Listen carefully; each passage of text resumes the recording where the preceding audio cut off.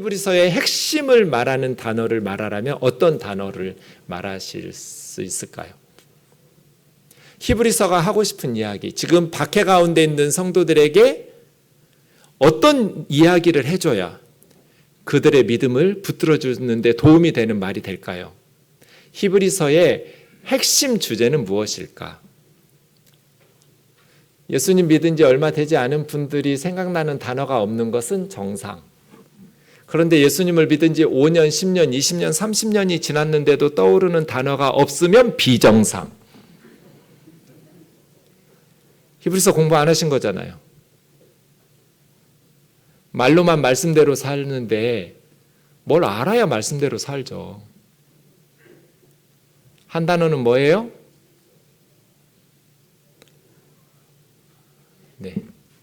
네. 대제사장 예수 그리스도예요. 대제사장이라는 단어예요. 대제사장. 히브리서의 핵심 주제는 대제사장. 예수 그리스도께서 대제사장이시다. 이거예요. 오늘 본문 4장 14절에서부터 10장 39절까지 거의 50%를 이 한 가지 주제를 설명하기 위해서 할애해요. 오늘 본문은 대제사장 예수 그리스도의 내용을 시작하는 첫 부분이에요. 우리에게 위대한 대제사장이 계신다. 이건 히브리서에서만 이야기하는 내용이어서 히브리서가 독특한 내용을 전해주고 있습니다.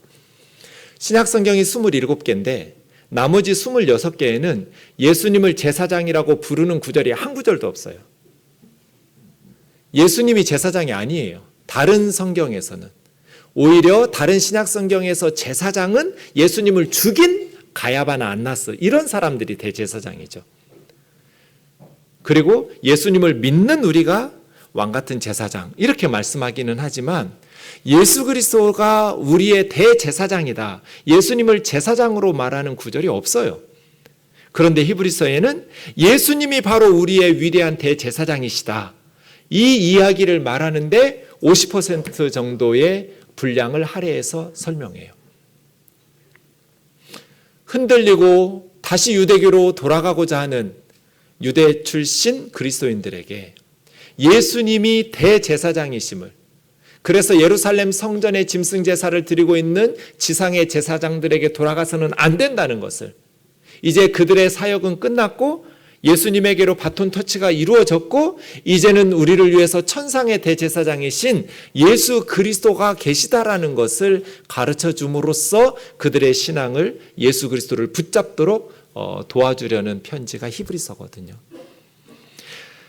14절부터 보시면 그러므로 우리에게 큰 대제사장이 계시니 승천하시니 곧 하나님의 아들 예수시라.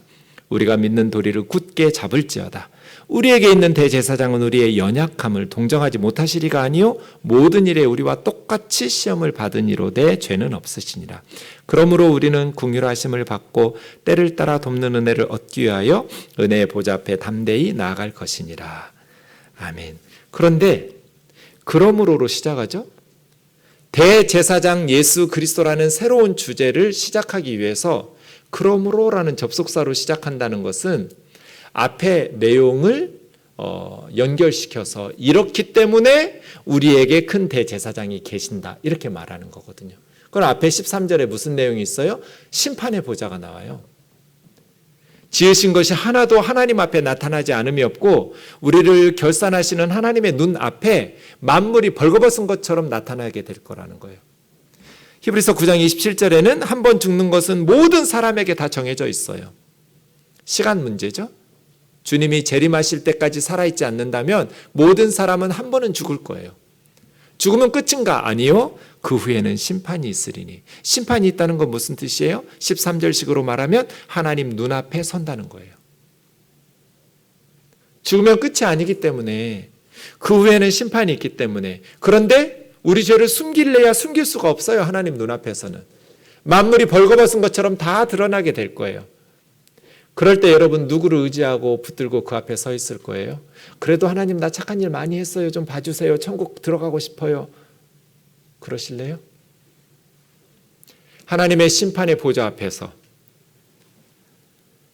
벌거벗은 것처럼 하나님 앞에 우리의 모든 것이 드러날 그때, 그리고 나서 그러므로 하면서 대제사장이 계신다는 거죠. 우리 모든 사람이 만물이 벌거벗은 것처럼 하나님의 심판대 앞에 서야 되기 때문에, 그래서 하나님께서는 우리의 대제사장으로 예수 그리스도를 보내주신 거예요.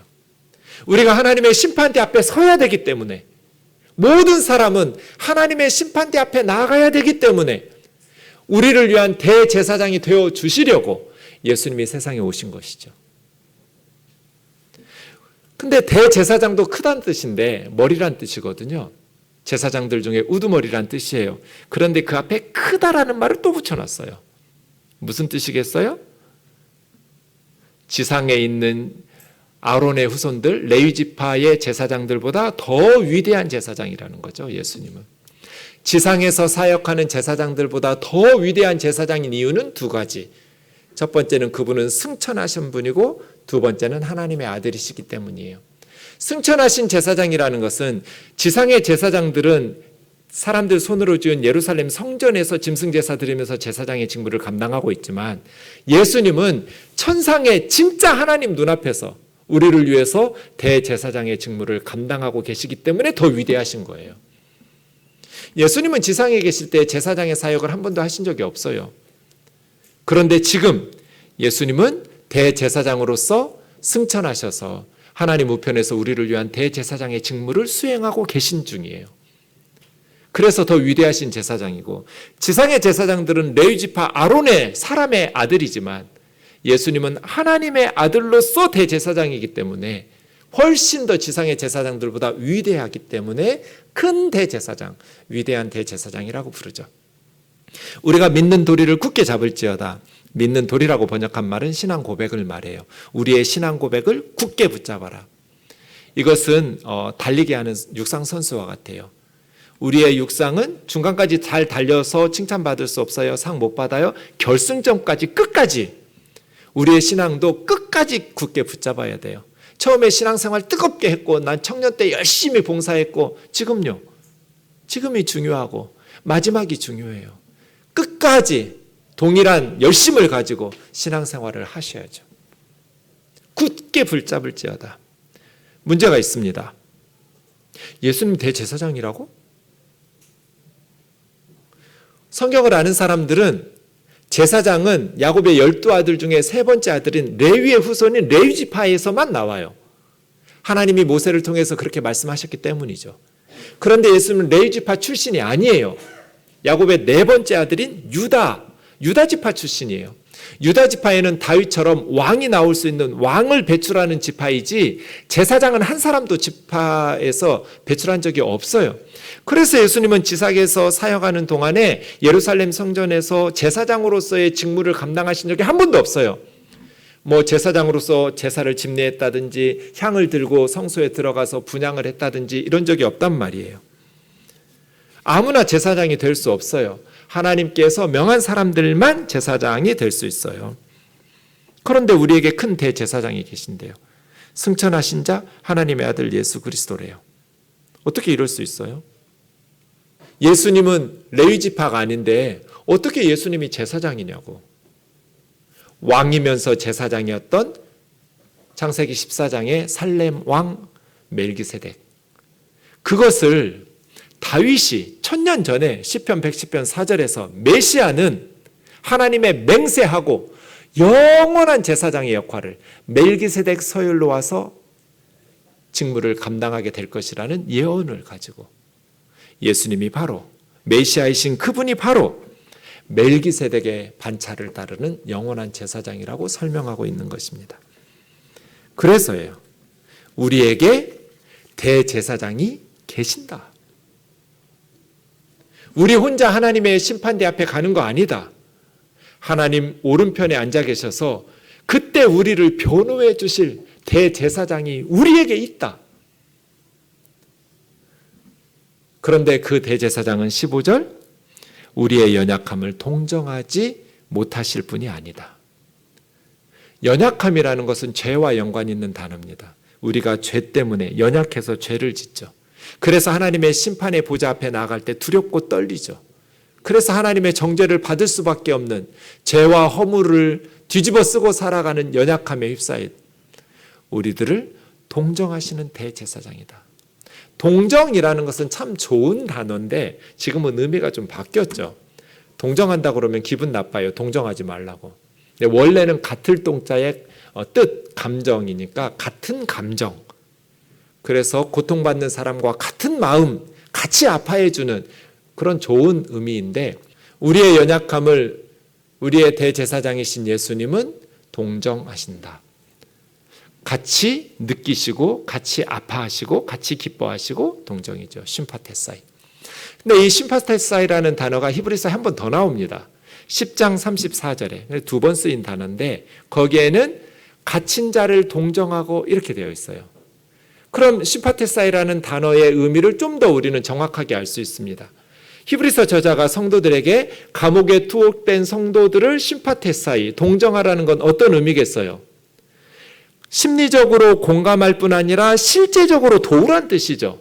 그냥 마음으로만 감옥에 투옥된 성도들을 동정하라는 게 아니잖아요. 실질적으로 그들에게 필요를 도우라는 실질적인 도움을 포함하는 심파테사이, 동정이라는 단어는 그런 뜻입니다. 우리 주님께서는 우리의 연약함을 심정적으로 공감하고 이해하시고 불쌍히 여기시고 도와주실 뿐 아니라 실질적으로 우리를 도우시는 대제사장이라는 거예요. 왜냐하면 모든 일에 우리와 똑같이 시험을 받아보셨기 때문에. 예수님이 우리와 똑같이 시험을 받아봤다는 것은 누가복음 22장 28절에 보면 예수님은 제자들에게 나의 모든 시험 중에, 예수님은 공생애를 시험이라고, 나의 모든 시험 중에 너희는 항상 나와 함께 했다고 제자들에게 말씀하시거든요. 예수님은 끊임없이 사단의 시험을 받으셨고 사람들의 시험과 사람들의 죄의 유혹을 싸워서 이겨내신 분이에요. 우리는 중간에 죄와 타협하고 굴복하기도 하죠. 그래서 죄를 짓죠, 사람은. 하지만 예수님은 세상에 오시기 전에 하나님으로서도 죄를 지으신 적이 없고 사람의 몸을 입고 세상에 오셔서도 죄를 지은 적이 없어요. 시험은 받으셨지만 죄를 짓지 않았어요. 죄라는 건 하나님에게 불순종하는 게 죄잖아요. 예수님은 한 번도 하나님의 뜻에 불순종하신 적이 없어요. 죄가 없으신 분이에요. 그래서 예수님은 시험이 얼마나 강력한 공격인지를 제일 잘 아시는 분이에요. 우리는 중간에 어디쯤에서 굴복하기 때문에 이 죄의 유혹과 시련과 공격이 얼마나 강한지 끝까지 가보지는 않아서 모르는데 예수님은 끝까지 가봐서 끝까지 죄에 타협하지 않으신 분이시기 때문에 예수님은 가장 시험이 얼마나 사람들을 강력하게 공격하는지를 아시는 분이죠. 그래서 우리를 도우실 수 있다는 거예요. 왜? 자기가 겪어보셨기 때문에. 그래서예요. 우리는 두 가지 기대를 가지고 은혜의 보좌 앞으로 나아갈 수 있어요. 첫 번째는 뭐예요? 긍휼하심. 두 번째는 때를 따라 돕는 은혜. 긍휼하심이라는 건 불쌍히 여기는 거죠. 그래서 이것은 죄와 연관되어 있어요.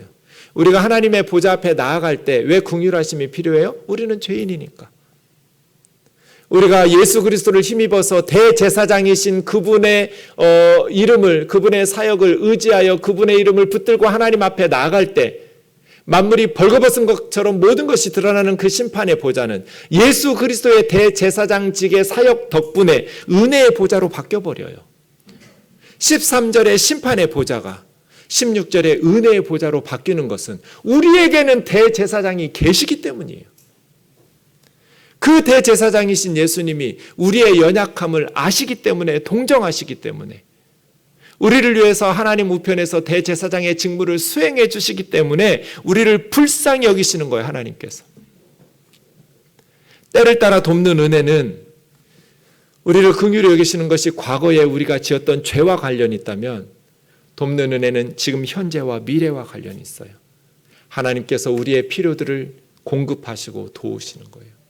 기꺼이 하나님께서는 어려움에 처한 우리들의 형편을 보살피시고 도와주시는, 그래서 때를 따라 돕는 은혜를 얻기 위해서 은혜의 보좌 앞에 담대히 나아가라고 합니다. 확신 있게, 자신 있게. 왜? 예수 그리스도가 대제사장으로 우리를 도우시기 때문이에요.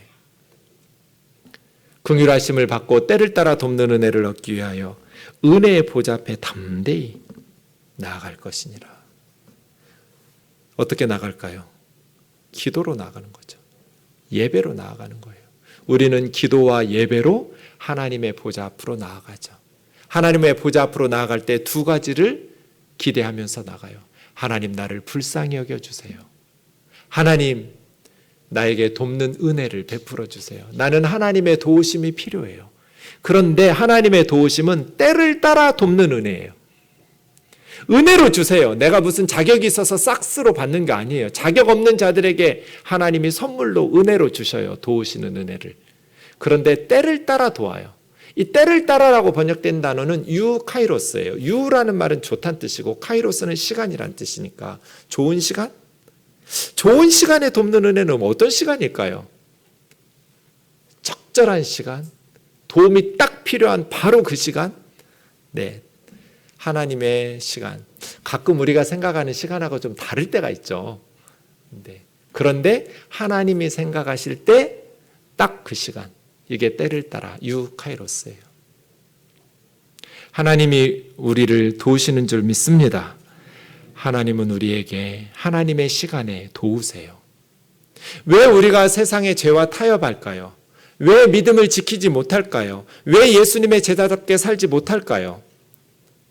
기도는 하지만 때를 따라 돕는 은혜를 신뢰하지 못하기 때문이에요.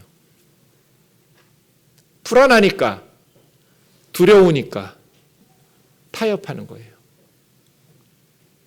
그러나 하나님께서는 유카이로스, 가장 정확한 하나님의 시간에 하나님의 백성들을 도우세요. 하나님은 절대로 하나님의 백성들이 망하도록 내버려 두지 않는다고. 하나님은 절대로 하나님의 자녀들이 끝까지 망하도록 방치하지 않으신다고.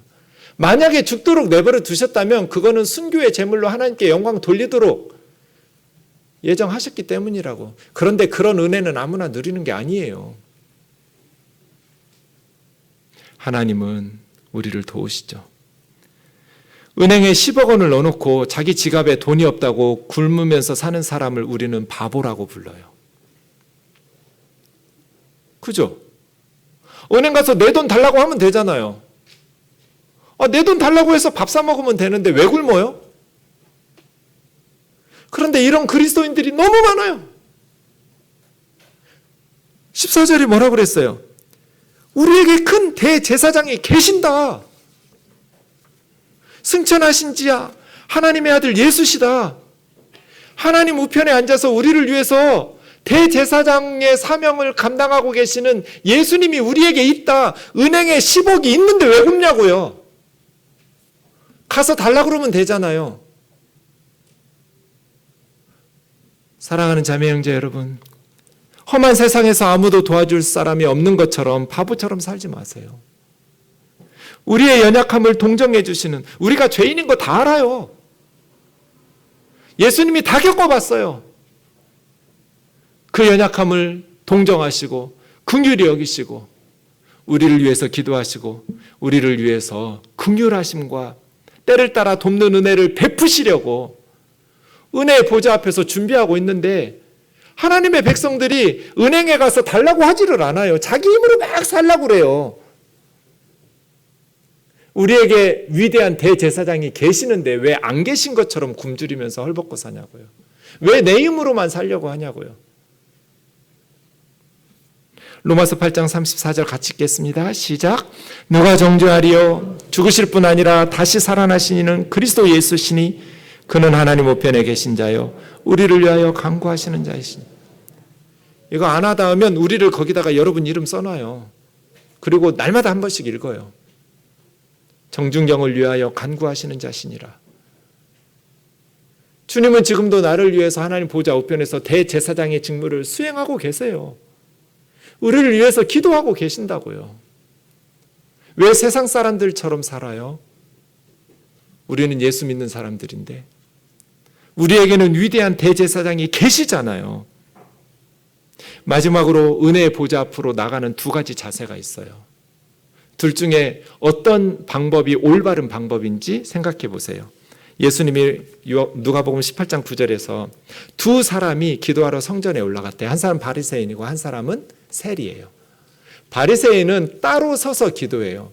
바리새인들은 일반인들하고 접촉하면 부정이 옮겨진다고 생각했어요. 특별히 세리 같은 사람의 옷깃만 스쳐도 그들의 부정이 자기에게 전염된다고. 자기의 경건함을 지키는 좋은 방법은 멀찍이 따로 서 있는 거죠. 사람들로부터 거리를 두고 서서 하나님 앞에 큰 소리로 기도해요. 하나님, 나는 다른 사람들 곧 토색, 불이 간음하는 사람들과 같지 않고 저 이 세리하고도 같지 않음을 감사합니다. 도대체 뭘 기도하고 뭘 감사하는 거예요? 토색이 뭐예요? 칠 토 찾을 색이에요. 때릴 토 찾을 색. 이거 요즘 애들 말로 말하면 뒤져서 100원에 한 대씩 이런 거예요. 뒤져서 돈 나오면 100원에 한 대씩이야 이런 식으로. 나는 폭력을 이용해서 다른 사람의 것을 착취하지 않았습니다. 토색하지 않았습니다. 나는 불의를 행하지도 않았고 간음을 저지르지도 않았습니다. 마치 자기처럼 살라고 다른 사람들에게 경건하지 않은 사람들 듣고 배우라고 기도하듯이 큰 소리로 기도해요. 자랑하듯이. 저 세리와도 같지 않음을 감사합니다. 나는 일주일에 2번씩 금식합니다. 보통 구약 성경에는 이스라엘 사람들은 1년에 하루만 기도하면 돼요. 7월 10일 대속제일, 대제사장이 지성소로 들어가는 날이에요. 키욤 프로. 그날만 기도하면 돼요. 금식하면 돼요. 그런데 이 바리새인들은 매주 이틀씩 금식해요. 월요일하고 목요일. 유대인들은 모세가 월요일에 시내산에 올라갔다가 목요일에 내려왔다고 믿어요. 그래서 모세가 시내산에 올라간 월요일과 내려온 목요일에 일주일에 이틀씩 금식해요. 바리새인들은. 그리고 11조를 철저히 드리고. 그런데 세리는 어떻게 기도해요? 멀리 서서 감히 눈을 들어 하늘을 쳐다보지도 못하고. 유대인들의 보통의 기도 제목이 그냥 눈 뜨고 하늘 우러러보면서 기도하는 거거든요. 이 자세. 그런데 그렇게 못하고 가슴을 치면서 하나님이여 불쌍히 여기소서 나는 죄인이로소이다. 이렇게 기도하는 거예요. 바리새인은 불쌍히 여겨달라고 기도할 필요가 없어요. 왜? 잘못한 게 없으니까. 그래서 하나님 앞에 감사만 해요. 하나님 기뻐하시는 삶을 사니까. 그런데 이 세리는 하나님 나를 불쌍히 여기소서 나는 죄인이로소이다. 가슴을 치면서. 예수님의 평가는 뭐예요? 바리새인이 아니고 세리인 이 사람이 더 하나님 앞에 의롭다. 어떻게 이럴 수 있어요? 이분이 하나님이에요. 세리처럼 살라는 게 아니라 은혜의 보좌 앞에 나아갈 때는 이렇게 나아가는 거예요. 우리가 기도로 하나님 앞에 나아가든지 예배로 하나님 앞에 나아가든지 은혜의 보좌 앞으로 나아갈 때는 바리새인처럼 교만하게 하나님 앞에 감사하다고는 하는데 자기 자랑하러 나가는 것이 아니고요. 긍휼하심을 받고 때를 따라 돕는 은혜를 얻기 위해서 나가는 거예요. 교만한 마음으로 그건 싹이죠. 내가 이렇게 경건하게 살았으니까 나에게 좋은 거 달라고 하나님. 그런 빚쟁이 찾아가듯이 하나님에게 간구하지 말고 세리처럼 하나님 불쌍히 여겨주세요. 나를 도와주세요.